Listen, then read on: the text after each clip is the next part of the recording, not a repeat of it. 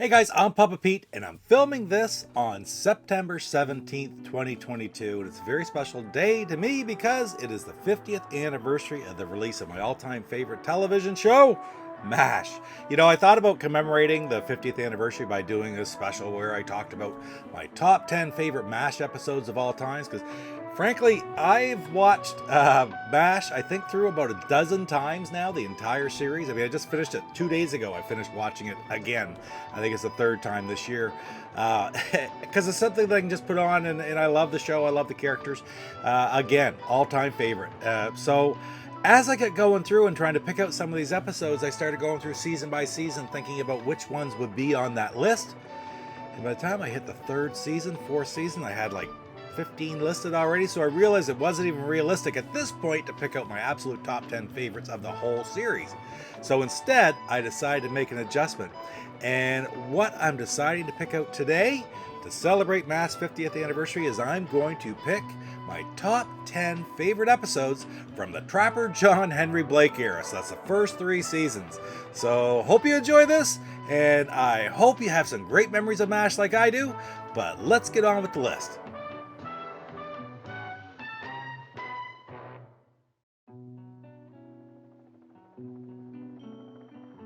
So my 10th favorite episode is the actual pilot episode itself, because there's so many things special about that episode that are different from the rest of the series. The pilot's a great intro to all the characters, and it also includes the only time you see the full chopper intro sequence where they go up onto the hilltop and take the wounded off the choppers. There's, of course, clips of it in the openings for the entire 11th season run, but this is the only time it has the entire segment in it. Some of the characters carry over from the movie in the pilot, and later on they sort of fade away. They aren't in the show very long, but there's different characters like Spear Chucker, Lieutenant Dish, as well as Father Mulcahy, but it's John P. Mulcahy, played by George Morgan, his only appearance in that role. Really interesting. And of course, from the movie you have G. Wood as Brigadier General Hammond. He's reprising his role, but he didn't do it very long. He was in more than one. He was in a few different episodes. Every character changed, even the ones that stayed on through the whole show, or at least later on into the series. Every character changed and developed for the pilot, but it truly did a great job of introducing the entire premise of MASH to television.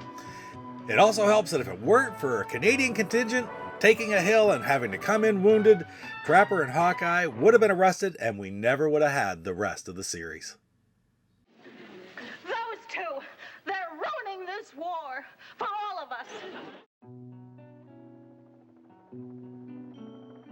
My 9th favorite episode from this period is Tuttle. Now, Hawkeye and Trapper started off the show by giving a ton of supplies to Sister Teresa's orphanage, and in order to sort of say who they were from to Sister Teresa, Hawkeye says they came from Captain Tuttle. Tuttle just happens to be Hawkeye's imaginary friend from when he was a kid and who he used to blame everything on back then. So why not now, right? When she goes to the brass to commend Captain Tuttle, of course, a hilarious series of events unwinds where Trapper and Hawkeye have to maintain the facade that Tuttle actually exists in the camp. And it's pretty amazing how everyone buys in and unwittingly lies about their friendships to make themselves look better. In fact, you might say that all of us together made up Tuttle.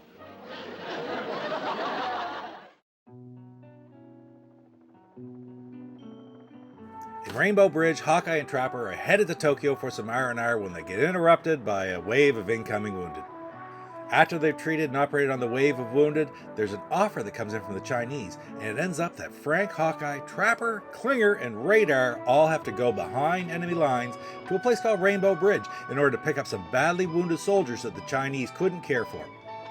The balladeer Captain Spaulding sings a song, "Oh Tokyo," in this episode as well, and it also features the first of 4 appearances by the Japanese actor Mako, who plays Chinese surgeon Dr. Lin Tam, the Illinois-trained Chinese doctor who extends the olive branch to the 407th.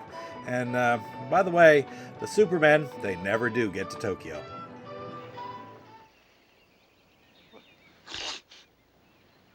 What the hell is that?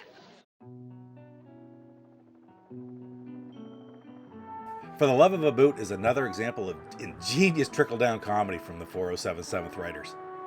What starts off with Hawkeye making a deal to get a new pair of army boots, for one of a boot follows a string of comical bargains and exchanges until it all finally comes crumbling down at the end, and Hawkeye ends up wearing his golf bag as a boot. Great comedy from start to finish. Anyway, Klinger's not a pervert. How do you know? Because I'm one, and he's never at the meetings.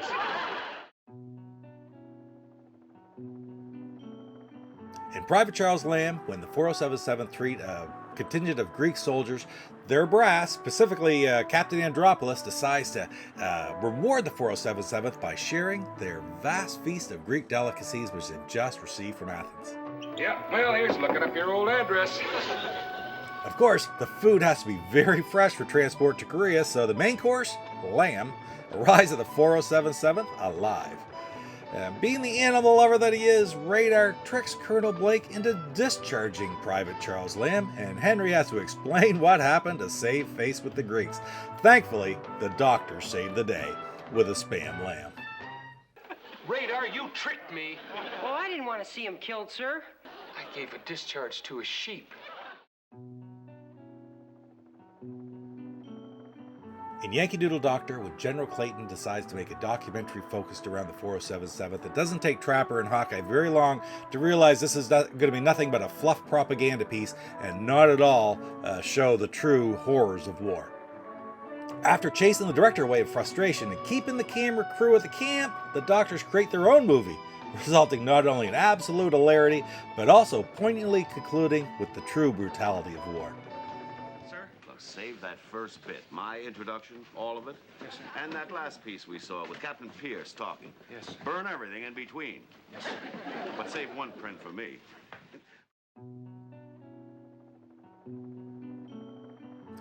This episode is set during the backdrop of the annual Army-Navy football game, and everybody is cheered and having a good time until the 4077th becomes under heavy bombardment from who knows who, right in the crossfire. All of a sudden, there's an unexploded bomb which lands right in the center of the compound, and it's up to Trapper and Hawkeye to try to identify and defuse it. The episode's funny, but it's very tense at the same time. This is one of the episodes that I always seem to remember from when I was a kid.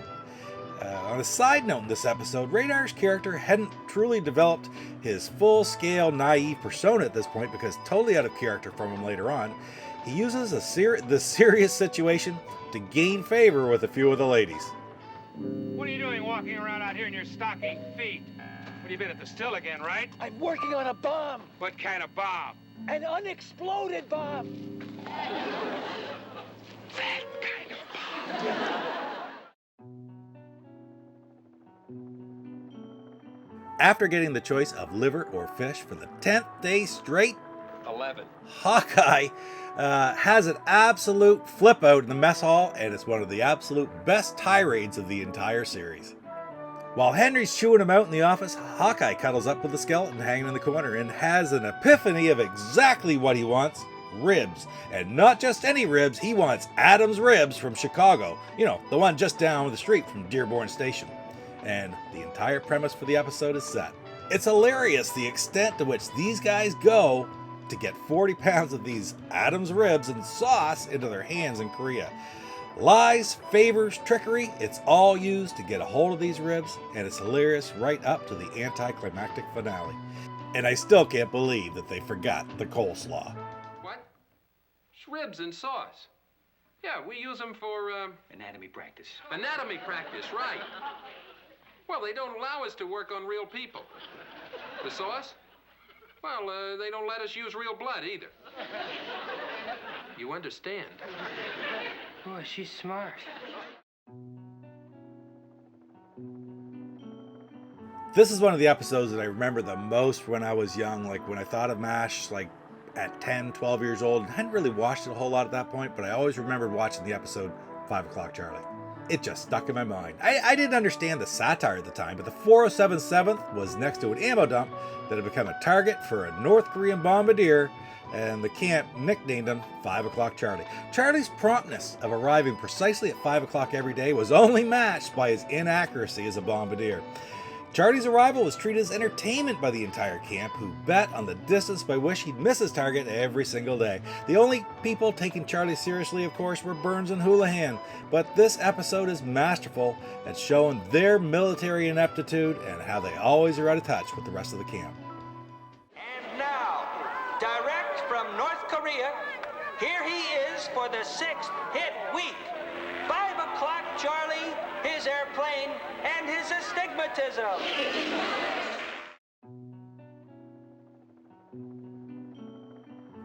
Requiem for a Lightweight. It's the boxing episode. And this is the one where Trapper agrees to box 3 rounds with General Barker's champion in order to squash the transfer of Nurse Margie Cutler, who is played by the fantastic Marcia Strassman, who she appeared in several episodes during the first season. And of course, she's more well known as later on being Mrs. Cotter in Welcome Back, Kotter. This episode is full of great lines. A guy told me that he was crossing the road, and this Jeep came too close to him. He punched it. He punched a Jeep? He knocked it out. And at the end of the day, the doctors come up with some medical trickery that might just give Trapper a chance in the fight. Father Mulcahy's love of boxing is introduced in this episode, and it's the Dukes of Hazzard star Sorrel Book's first appearance as General Barker. I think that most people really like this episode, but I'm not sure that it's anyone else's favorite like it is mine. But I just can't forget that one fact I learned in this show, that Hot Lips is actually Frank's bag. Just a minute. Isn't that Frank's bag? I thought you were Frank's bag. Well, guys, that's it for my top 10 favorite MASH episodes from the Henry Blake, Trapper John McIntyre era, the first 3 seasons. A lot of people really see the difference. That's where they peg it, the first 3 seasons of MASH versus the final 8. There's a lot more blended characters in there. And when I started this, I thought this would make for a good episode, but or a good video, but it really could make for a series of videos looking at different characters, different eras of the show, and everybody has their favorites. I like them all. But anyway, guys, today, happy 50th anniversary to the series MASH. My God, I love it so much. So many of them are still with us today. Hopefully they're celebrating somewhere for the great accomplishment. And if they somehow could manage to hear this, thank you for the work you did, because I've gotten more entertainment and enjoyment out of that show than I ever could have possibly imagined. Anyway, guys, I'm Papa Pete. Thanks for spending a little bit of time with us today, and we'll see you in the next video. You take care. Papa Pete, the old ass gamer. Hey, Brett Weiss here, host of Tales from a Retro Gamer and the author of the SNES Omnibus and many other books.